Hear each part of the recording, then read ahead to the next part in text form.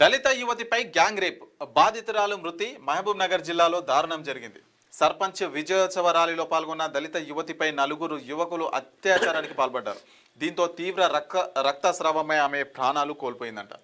ఎన్నో పేజీలు ఉంది ఇది. అయితే ఏమైందంటే సర్పంచ్ గెలిచిన తర్వాత ర్యాలీ తీస్తారుగా, సర్పంచ్ ఎత్తుకపోకుండా ఊరేగిస్తారు కదా, అలా ఈ యువతి కూడా పాల్గొన్నదట. ఈయనతో పాటు ఇంకో వ్యక్తి ఏంది పెయింటింగ్ వర్క్ చేస్తాడట. ఇక ఈమె వచ్చిందని చెప్పేసి ఇంకో 3 దోస్తులను తీసుకొని పోయి ఈయన కూడా ర్యాలీలలో పాల్గొన్నాడట.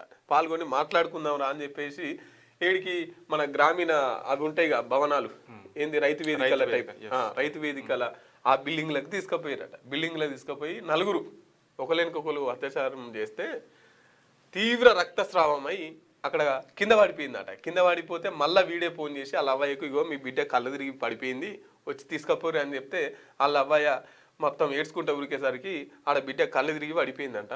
ఇక పోనీ ఆడ ఏమంటారు లోకల్ హాస్పిటల్ ఉంటుందిగా, ఆర్ఎంపీ డాక్టర్ తీసుకపోతే ఆమె ఈడ కాదు జిల్లా ఆసుపత్రికి తీసుకుపోవాలని చెప్తే జిల్లా ఆసుపత్రి తీసుకుపోయే లోపు చచ్చిపోయిందంట.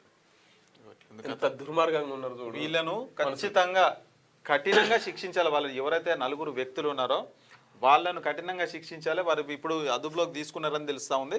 సో వాళ్ళకి ఖచ్చితంగా శిక్ష పడాలని అయితే